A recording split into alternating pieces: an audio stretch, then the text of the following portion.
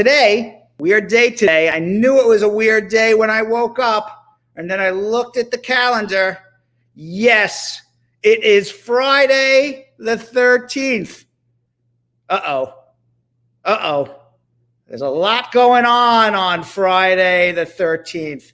From political turmoil, murder hornets, global pandemic, it is no surprise that on Friday the 13th, it's a lot of weird stuff happening. But what's also strange today on Friday the 13th, it's also World Kindness Day. They're both on the same day. Friday the 13th is also World Kindness Day. It marks the second time the 13th day of a month has landed on a Friday this year. Last time being back in March 13th was on a Friday. And we know what happened right after March 13th. There was quarantine and everyone figured out, oh my God, we're in a pandemic. So how did this day come about to be so feared? Let me give you a brief history on this. According to some historians, the day is linked to a Norse myth about 12 gods at a dinner party. The trickster god named Loki was not invited to the party, but showed up anyway, making him the 13th guest, who also arranged for the death of one of the gods. In pop culture, Jason from the Friday the 13th movies has taken over the narrative. It's no longer Loki the god. It's Jason from Friday the 13th movies. He wears that iconic hockey mask. He has become a very recognizable image, not to mention the key costume of a 12-movie slasher franchise. And here is a fun fact. When I went to camp, I went to sleepaway camp as a kid. My parents shipped me away to sleepaway camp for like 3 weeks over the summer. At the camp that I was shipped to, that's where they filmed Friday the 13th. I did not see the movie. True story. That is absolutely true. It's also, by the way, World Kindness Day. So we're going to focus on being kind today. Why not? The world is hungry and war-torn. There's hunger. Icebergs are melting. Animals are going extinct. Pandemic killing thousands of people daily. Millions and millions of people are sick from coronavirus. We're quarantined.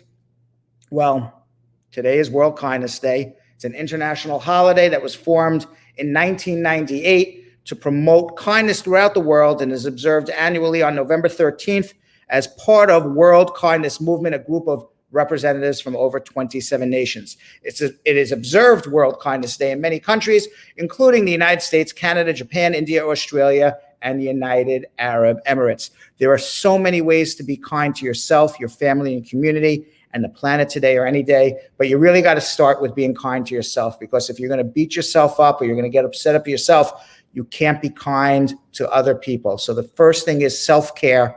Be kind to yourself, and then move on to be kind to your family, to be kind to people in your community, to be kind to animals, to be kind to everybody who comes by you every day. And you know what? I don't even think we need World Kindness Day to be kind. I think we could really strive to be kind every day. I strive to be kind every day. And listen, nobody is kind every day. Nobody is infallible. Nobody is perfect. And there's some days where you're like, oh, I was not kind to that person, or I was not nice to that person. But it's always good to strive, I think, every day to be kind and make the world a lot better. Now, a few ways to be kind to yourself. Stay hydrated. Have some water. Read a good book. Go for a long walk. Do some exercise. Exercise really clears your mind. Another way is just being kind to your family, or just maintaining family values. Do something nice for your spouse, your girlfriend, your boyfriend. Host a family game night if you're allowed to. You can phone a relative you haven't spoken to in a while. Communicate your gratitude with a handwritten note. Go grocery shopping for your neighbor who can't get out of their home. And of course, wear a mask in these times. It's also a nice act of kindness. Even if you feel fine, you can be asymptomatic, a carrier of COVID. So wearing a mask is a way to show the world you're kind, thoughtful, and you care about other people. Now, despite all of this kindness, we don't have some kindness at ICE. U.S. Immigration and Customs Enforcement says it has worked to prevent the spread of COVID in detention facilities. However, researchers from Harvard Medical School and Boston Children's Hospital have analyzed data from 92 of the nation's 135 ICE detention centers and found that detainees case rates average 13 times more than the US population. So in other words, if you are arrested by ICE and you go into a detention facility, an ICE detention facility, you are 13 times more likely to get COVID than if you were not arrested by ICE. Experts say that they believe that the COVID spread in ICE is even worse than what Harvard and Boston Children's Medical Hospital is saying. And the reason they're saying that is because the data is not transparent. There's not enough testing in the facilities, and there's a lot of anecdotal reports of inconsistent compliance with health guidelines in these facilities. Meanwhile, lawyers, talking about ICE, and this is very strange, that on Friday the 13th, and I don't want to make light of this because it's nothing to be made light of, but it's very strange that on Friday the 13th, lawyers working to reunite migrant families with children who were separated at the border say they cannot find 666 parents. That means 666. Now we know what 666 means, and I don't mean to make light of it, but it's very, very eerie that there are 666 parents, 666 parents missing from these children that were separated at the border. NBC News reports that nearly 20%, or 129 of these children, were under 5. In an email to Justice Department attorneys representing the Trump administration that separated these children, Stephen Herzog, the attorney leading efforts to reunite their families, explains that the number is higher than what was originally anticipated because the new group includes those for whom the government did not provide a phone number. Herzog asked the government to provide any available update contact information that may be helpful in establishing contact for all 666 of these parents. It's crazy. So strange. Everybody knows what 666 is. It's just strange. Now, according to statistics from Johns Hopkins University, there are now over 53 million coronavirus cases worldwide. More than 1.2 million people have died. More than 34.2 million people have recovered. In the United States, 10.5 million people have been diagnosed. More people are hospitalized with COVID-19 this week than at any point in the pandemic. Hospitals, they're running out of healthcare workers, which is going to cause some major, major problems. The team at the Institute of Health Metrics and Evaluation at the University of Washington School of Medicine projected nearly 439,000 people could die of the virus by March 1st, 2021. And CNN's Dr. Sanjay Gupta called the crisis a humanitarian disaster. Meanwhile, Donald Trump, he is fiddling away in the White House and doing absolutely nothing. California has become the second United States state to top 1 million COVID cases. Texas was the first. Chicago, you got to stay at home. The mayor of Chicago is urging residents to only leave for essential needs, and they're also warning against Thanksgiving travel. So if you're planning on visiting family, experts say that you already have to start your 14-day quarantine right now. Dr. Anthony Fauci said staying vigilant will be important in the coming weeks. I don't know what vigilant means. I mean, it's just a meaningless word, stay vigilant. What are you supposed to stay vigilant about? Wear a freaking mask. That's what you're supposed to do. Now, governors in states like California, Maryland, Iowa, and Utah, they're limiting things like indoor dining and group gatherings. Governor Cuomo right here in New York announced that all bars, restaurants, and gyms have to close by 10 o'clock. And it looks like New York City schools are going to close as of Monday. The nation reported more than 144,000 new coronavirus cases on Wednesday, the single highest daily count since the pandemic began. The country also saw its highest daily death toll since early May. The situation is particularly bad in the Midwest and the Sun Belt. The Navajo Nation and El Paso, Texas are also being hit very hard. In North Dakota, Governor Doug Burgum announced on Monday that hospitals in the state are at 100% capacity and COVID plus nurses would be permitted to stay at work. Can you imagine? They don't have enough nurses to treat people that if you're a nurse and you have coronavirus, they want you to work? Corey Lewandowski, a top advisor to President Donald Trump's reelection effort, announced yesterday that he also tested positive for COVID. Couldn't happen to a nicer guy.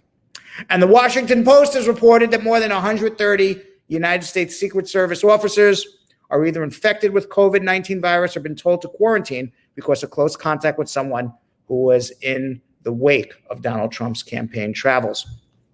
Meanwhile, it came out, CNN and all major news stations and outlets has declared Joe Biden the winner of Arizona, flipping the longtime Republican stronghold. This is just the second time in more than 7 decades a Democrat has won Arizona. 3 key shifts in the state helped Democrats this year: a growing Latino population that leans Democrat, a surge in voters moving to Arizona from more liberal states like California and Illinois, and the way suburban voters broke from the Republican Party led by Donald Trump. And it was mostly females who couldn't stand Donald Trump and the misogynist things he was saying. Biden's win of 11 electoral votes in Arizona brings his total to 290, while Trump has won 217. Biden is just the second Democrat to win Arizona since 1948. It also appears that Joe Biden has won Georgia by more than 14,000 votes.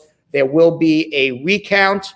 It also appears that Donald Trump won North Carolina and Alaska, and nobody expects on any of these recounts that anything is going to change. And it looks like Joe Biden is going to end up with 306 electoral votes, and he is going to be the president of the United States.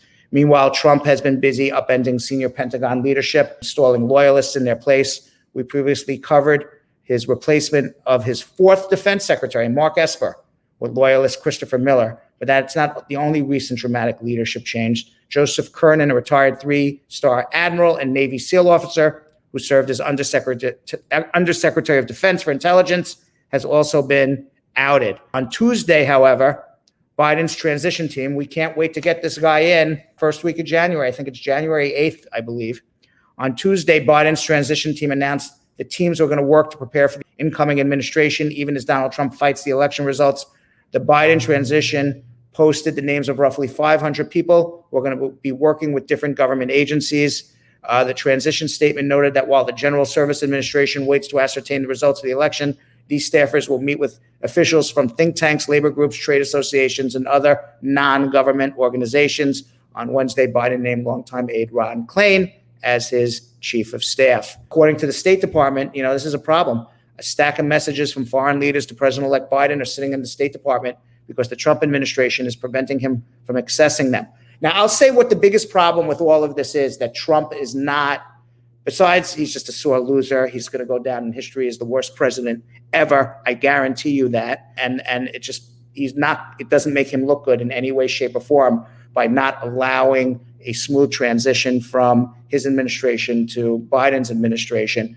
The biggest problem is, if you remember the last time there was not a smooth transition, and that was Gore-Bush in 2000.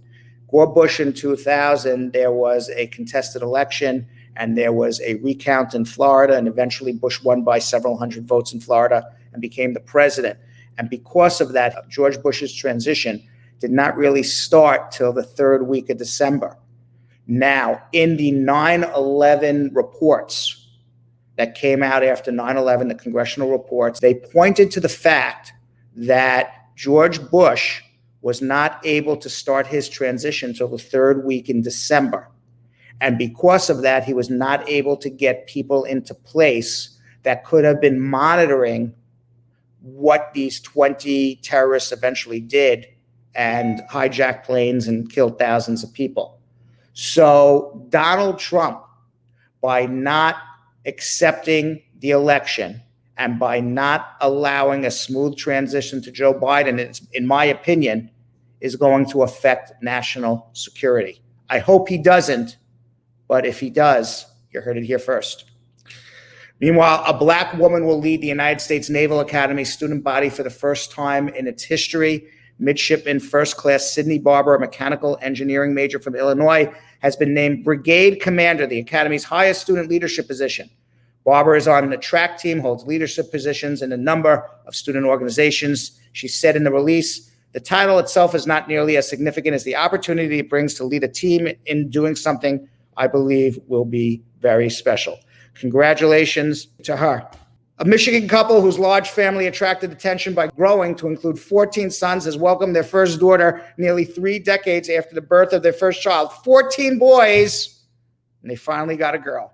Kateri Schwant gave birth last Thursday to Maggie Jane, who weighed in at 7 pounds, 8 ounces, and entered the world filled with 14 brothers. Jay Schwant said he and his wife, both 45, are overjoyed and beyond excited to add Maggie Jane to our family. The Schwants have been featured for years in local and national news as the family has grown.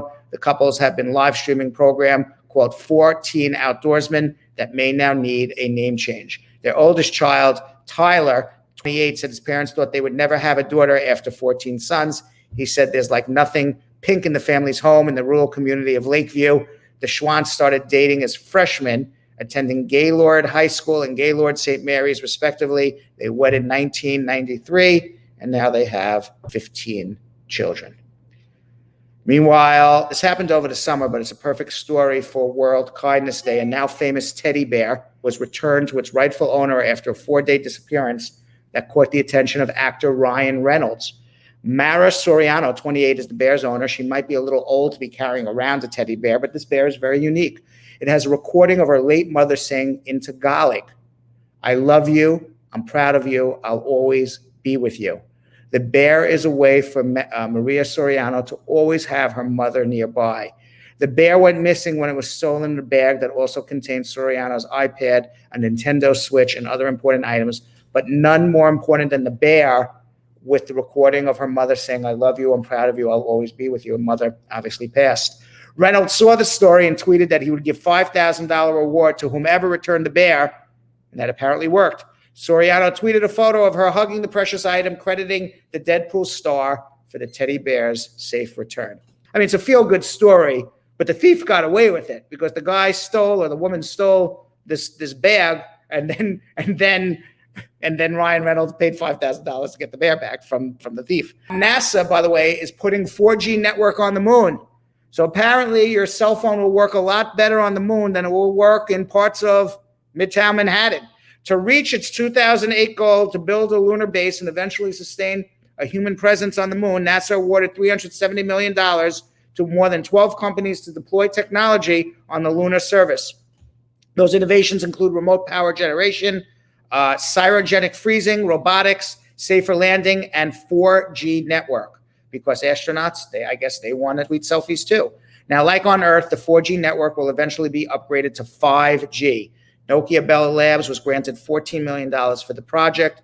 Bell Labs will partner with spaceflight engineering company Intuitive Machines to build out the 4G network. Meanwhile, a Maryland woman fulfilled a long-time dream by going skydiving for the first time in her life at the age of 102.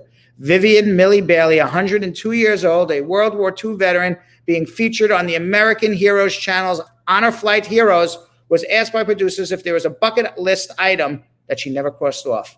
Bailey's answer was that she's been thinking for a long time she wanted to go skydiving. She said she was inspired by George H.W. Bush going skydiving when he was 90. So Bailey told WJLA TV, "I was inspired by that fact that he did it, the fact that a person at that age could do the jump." Bailey said skydiving was previously only a dream as she could only afford the $300 cost for a tandem jump, but the producers picked up the tab to feature footage on her episode. Honor Flight Heroes executive producer Eric J. Roberts said, "You couldn't ask for a more thrill-packed ending to the episode. Millie would be the first 102-year-old person on Mars if it could be arranged." Bailey said after her jump that it was exhilarating, it was wonderful, a real thrill. I was scared for 1 minute. It felt like I was tumbling, and then I thought, somebody's holding on to me. It's going to be okay.